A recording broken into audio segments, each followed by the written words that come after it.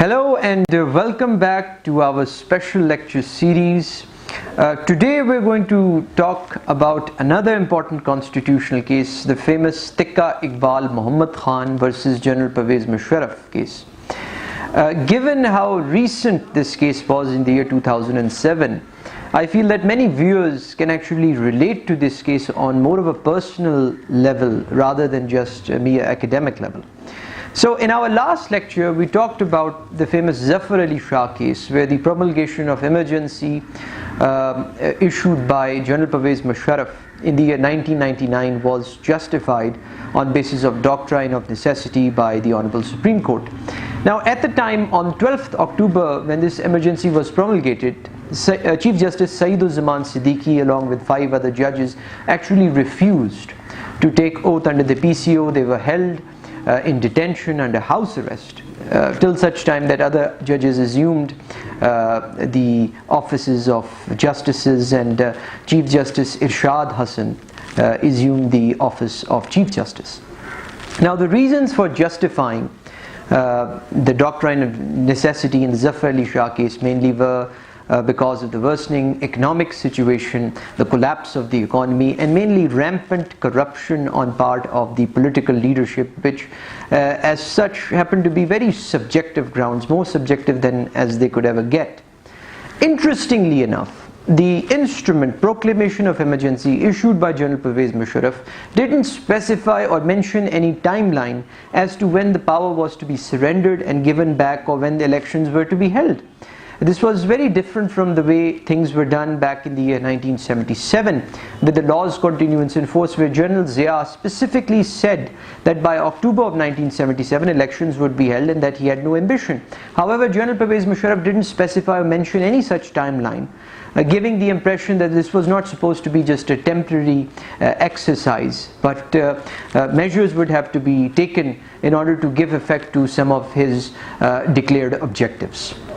Apart from this, in Zafar Ali Shah case, the Supreme Court gave 3 years time to General Pervez Musharraf to make any changes, even be it within the constitution, after which he would have to hold elections. The only restriction was that this may not go against the salient features, mainly federalism or parliamentary form of government. Otherwise, he can continue making as many as changes as he wants, and the office of Chief Executive, as was held in the respective judgment, that if it is a parliamentary form of government, it would be more of a premiership, and so he would be the Prime Minister. Now at the same time, when this case was going forward, the plane hijacking case also had been initiated. A special judge, Rahmat Hussain Jafri, now was hearing the trial where Nawaz Sharif was accused of hijacking the PIA plane with Musharraf in it, whereas other co-accused were also arraigned in the trial. And the verdict resulted in a sentence of life imprisonment in the trial. This decision was appealed against before the Honorable Sindh High Court, which was upheld, and an appeal was also filed before the Honorable Supreme Court, but during the pendency an agreement had been reached where Nawaz Sharif decided and agreed to go into exile. Now in the aftermath of this judgment, the first thing that Musharraf wanted to do was to acquire and hold on to power. And so he issued the President's Succession Order of 2001, which said that if for any reason the office of the President was held vacant, then the Chief Executive would hold the position of the President till such time that a successor is appointed afterwards, which was a clear indication that Chief Executive now wanted to become President. And so Rafiq Tarar, the then President, was let go of, even though he had 18 months in his term. Now this appointment more of was sort of a de facto, and it was more of conditional, and so in order to make it truly de jure, as it has been happened many a times in history, on the 30th of April 2002 a referendum was held where a 97% affirmative vote was secured in favor of General Pervez Musharraf, very similar to how General Ayub did it in 1960. Bhutto tried to do it with the 7th Amendment, however it never reached the floor, and General Zia also tried it in 1984. So this was Musharraf's way of making his appointment more of a de jure. The second thing he wanted to do was, because only 3 years time was given and time was running out, so he had to give some form of constitutional protection to all of the actions that had been undertaken since the 12th of October 1999. And so on the 21st of August 2002, the famous LFO 2002 was issued. And some of the chief provisions which were introduced were that Article 58(2)(b), which had really been taken away, which had been discarded from the Constitution by virtue of 13th Amendment, which actually became one of the bases for justifying doctrine of necessity in Zafar Ali Shah, was reinserted in the LFO. Apart from this, Article 63 was also tweaked, so because Article 63 related to horse trading, and that members could be simply, their appointments could be set aside on grounds of defection, and foreseeing that elections were about to be held, they would need to break away many of the members from political leadership in order to form government. And the most important thing was Article 270AA, which said that anything which has been done from 12th of October 1999 onwards would be validated, would be affirmed, would be adopted. 270B further added other protection. 270C said that any judges who had refused to take oath and the judges who had taken PC oath, their appointments now were protected. And so 270C further gave constitutional protection. Now afterwards, on the 10th of October 2002, general elections were held. The King's Party, the PMLQ, along with other parties in a collision, managed to form government. Zafrullah Jamali became the Prime Minister, but a dispute somewhat arose because many members refused to take oath under LFO. And because of certain deadlock and other issues springing up, a 17th Amendment was subsequently passed on in the month of December 2003. Certain changes were again amended which had been brought vide the LFO. In terms of Article 58(2)(b), it was added that it has to be first referred to the Honorable Supreme Court within a period of 15 days after the issuance of order under Article 58(2)(b). The Chief Executive or the President also had undertaken that he would secure a vote of no confidence from the Parliament, and that the Chief of Army Staff, because General Pervez Musharraf was not just Chief of Army Staff, he was also President and Chairman of Joint Chiefs. So he said that he would leave the office of Chief of Army Staff by 31st December 2004. This was a commitment which was given. Now when the date was drawing near, up to 31st December 2004, Chaudhry Pervez Ilahi said that Musharraf needs to retain his post, his uniform, in order to give further impetus to his declared objectives, and for the stability of this nation, his uniform was required. And different provincial assemblies also passed similar resolutions to the effect that Musharraf needs to hold on to his other post. And so just to save Musharraf, they actually went to the extent of passing a law which by its very name was somewhat comical. The law was the President to hold another office Act of 2004, which said that notwithstanding anything else contained otherwise or anywhere else, the President could continue to hold his post. And even though, now the argument was that Article 43 of the Constitution very clearly stipulates that the President shall not hold another office of profit. However, an exception was created in Article 41(7) that he may hold both of the two offices till 31st December 2004. And now it was very strange how a simple statutory law was affecting changes to the very Constitution. And so the President to hold another office Act of 2004 and along with the 17th Amendment, LFO, were all challenged before the Honorable Supreme Court before a 5-member bench. One of the judges was also Iftikhar Muhammad Chaudhry, but they said that the changes introduced through LFO had been given constitutional protection by the 17th Amendment, whereas for the President to hold another office law, 41(8) said that it would be in effect notwithstanding any other provisions. Long story short, the petition was dismissed. Musharraf was given a clean sheet. Now rolling the clock a bit forward, in the year 2007, since Tikka Iqbal case starts and originates from here, it really pertains to the actions of one judge, Iftikhar Muhammad Chaudhry, who was appointed the 20th Chief Justice in the year 2005. Initially he was on team government, team establishment, if you may, but afterwards there were many human rights cases which were taken up. The privatization of Pakistan steel mills and the sort of interference which is, as has been reported in the Tikka Iqbal case, led to serious confrontation between the establishment as well as Iftikhar Mohammad Chaudhry representing the judiciary. And so on 9th March 2007, Iftikhar Mohammad Chaudhry was summoned and he was simply dismissed. And whereas a reference was filed under Article 209 before the Supreme Judicial Council, and he was not to further exercise his powers as a Chief Justice. But during the pendency of these proceedings, Iftikhar Mohammad Chaudhry filed a petition under Article 184. This was heard by a 12-member bench, and they simply quashed the process which was being undertaken by the Supreme Judicial Council, notwithstanding there being a bar against any other court or authority interfering into the affairs of the Supreme Judicial Council, and Iftikhar Mohammad Chaudhry was restored. Now, even this had not led to the impetus that Musharraf would once again promulgate emergency. However, the problem here which had arisen was that the referendum which was earlier held in the year 2002 was valid only for 5 years till 2007, and now Musharraf was seeking re-election and he wanted to continue assuming the office of president for another term of 5 years. And in opposition against Mr. Musharraf, former Justice Wajiuddin now ran as a candidate, and another case which had now been filed was the dual office case.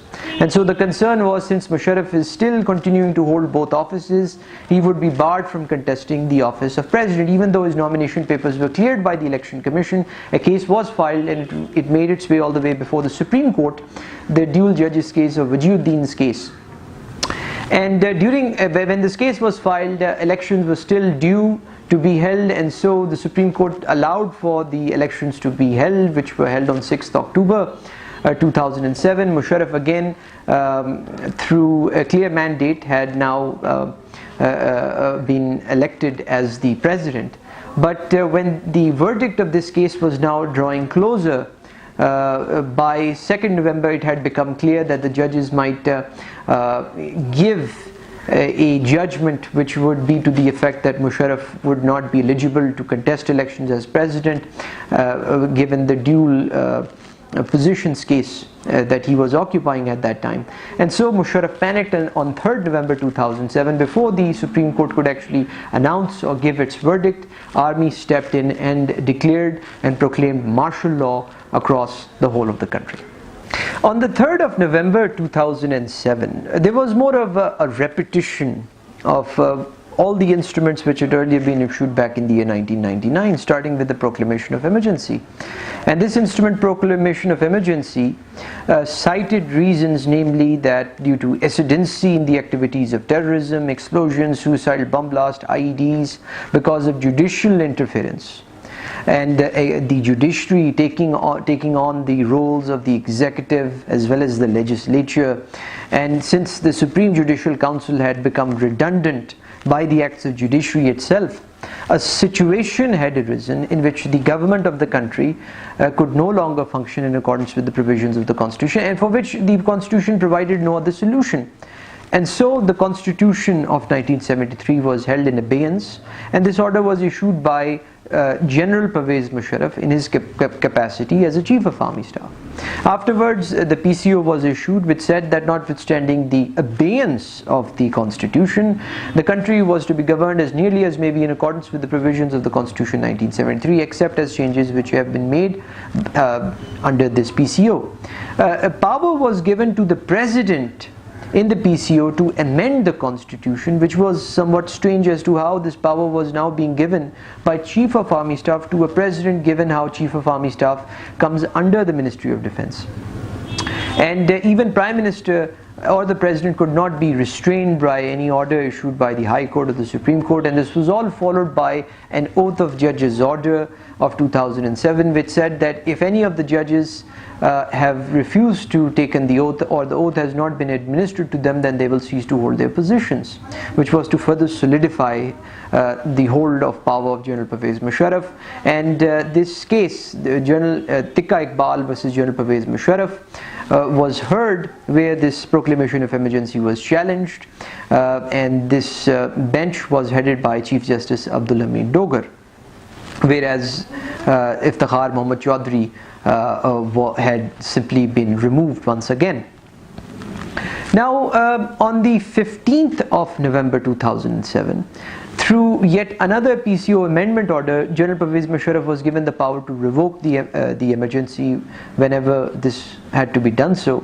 And by the 20th of November 2007, through a presidential order, Constitution was further amended and 270 AAA was added, which said that anything, actions, ordinances, events which have happened, or actions which have been taken from the 3rd November 2007 onwards up to till such time that the emergency is revoked, meaning thereby this was a very open-ended sort of a 270 AAA, that all those actions would stand affirmed, adopted and endorsed upon and would not be called in question.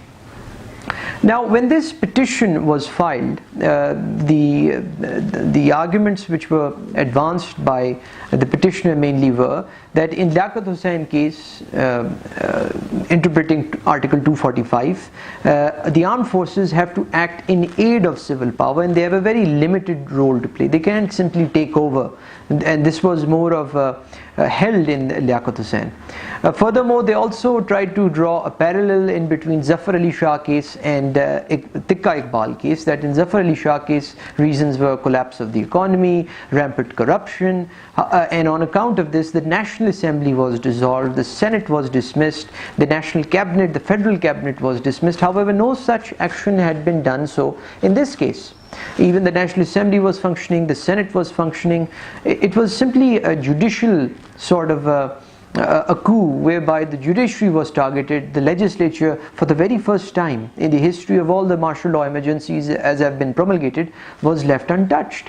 And so the doctrine of necessity, even if it had to be pressed in service, would not be justified given how things were functioning smoothly despite the emergency.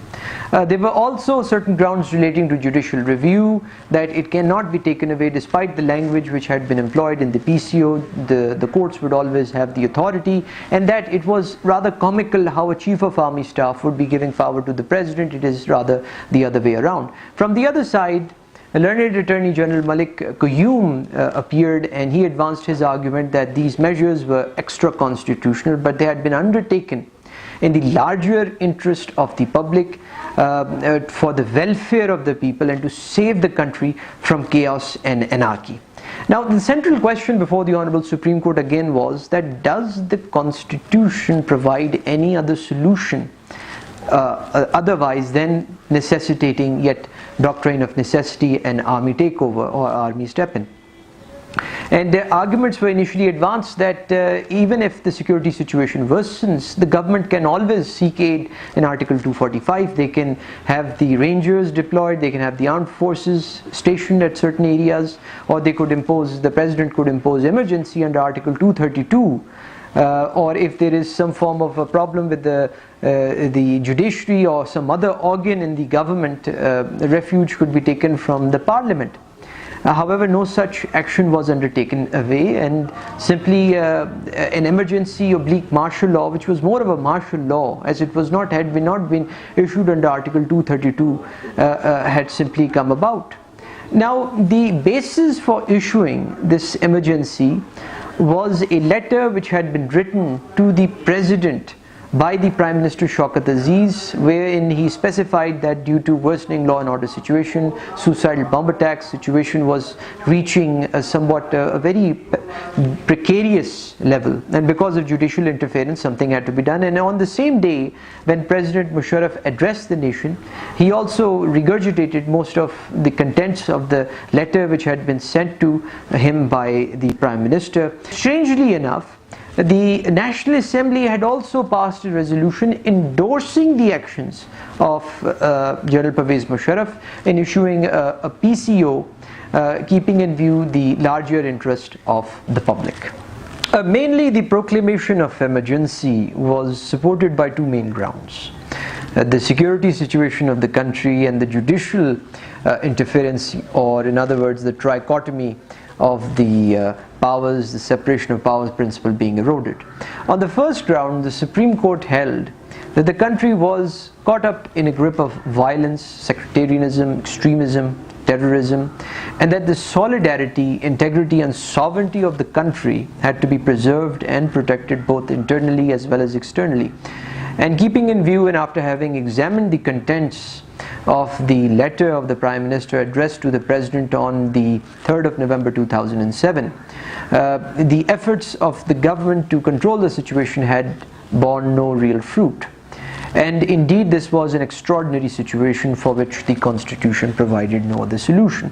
On the other ground of judicial interference, it was held that initially, when a reference was filed against former Supreme Court Chief Justice Iftikhar Mohammad Chaudhry on the 9th of March 2007, this case was now being heard by the Supreme Judicial Council, but Iftikhar Mohammad Chaudhry had filed a petition under Article 184(3) before the Honorable Supreme Court, and another bench was constituted, and on 20th July 2007 it simply quashed the proceedings which were pending before the Supreme Judicial Council, effectively restoring Iftikhar Mohammad Chaudhry.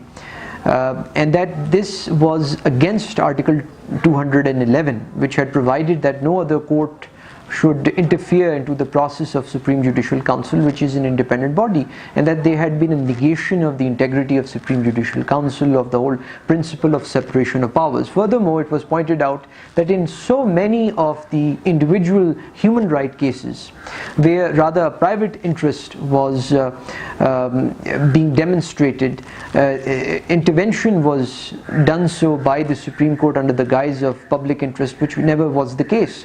And in doing so, and in many other cases, the Supreme Court had mainly assumed now the functions and powers of both the legislature as well as the executive, and so these actions had warranted for the army to yet again step in, or the Chief of Army Staff to proclaim emergency, and the Constitution as such provided no other solution. The doctrine of necessity was once again pressed in service. Salus populi est suprema lex. The welfare of the people is the highest law, and this PCO, this promulgation of emergency, proclamation of emergency, was all justified yet again on the doctrine of necessity. As far as the PCO judges issue was concerned, it was stated that in Zafar Ali Shah, those judges who had refused to take oath in 1999 were let go of, and the same situation would again be repeated. And it was also reminded that Iftikhar Mohammad Chaudhry had also taken PCO in 1999, and so his case would be no different and would be judged no differently from how it was done so in Zafar Ali Shah case. Now, when this judgment was announced, and now after with the benefit of hindsight, when we look back, one of the first, if I may, interventions which was made in the year 1977 in the famous Nusrat Bhutto case, there were two major criteria which were laid down by the Honorable Supreme Court. That firstly, General Zia had promised to give away back the power to the people, so this was only being done on a very short and limited basis, and that the extraordinary situation which had arisen, that so many lives had been lost, and that since agitations were yet again expected to continue, since no deal had been reached between PPP and PNA, therefore for a limited period the doctrine of necessity was pressed in service. Interestingly, both of these two criteria points were taken away in Sayyid Zafar Ali Shah case, that Musharraf never specified any timeline. This was never supposed to be for a short period, and there was no extraordinary situation. The only ground which was as such cited was the collapse of the economy or lack of economical prowess which had somewhat weakened. And now this criteria had further been toned down in this Tikka Iqbal case, that it was being done so where even the National Assembly had not been dissolved, the Senate was still functioning, the legislature was properly functioning, and that only the law and order and security situation had been made the sole basis for holding the constitution in abeyance, where after 15 December, when this emergency was revoked, it wasn't the case that now those circumstances had changed. Pakistan was still in a grip of terrorism. And so this ground having become the basis in itself was rather a flawed decision in hindsight, as it can be said. And the Tikka Iqbal case would be remembered as a judgment in infamy, no different from how Maulvi Tamizuddin or State versus Doso and other cases have been remembered. And the real criteria should be that if ever an emergency is promulgated, that it should be decided by the same bench which was functioning before the proclamation of emergency, rather than a new bench comprising of judges who have freshly taken oath under the PCO, because that whole disposition, if I may, renders the process negatory and anything but transparent. As in this case, again, Abdul Hamid Dogar, who became the Chief Justice, knew fully well what the requirement of this new office that he was going to be assuming would lay. And these cases remind us of how the rule of law sometimes is simply overlooked. So we're going to cut short our lecture here today, and we again, like always, have tried to just highlight some of the important points. Thank you very much.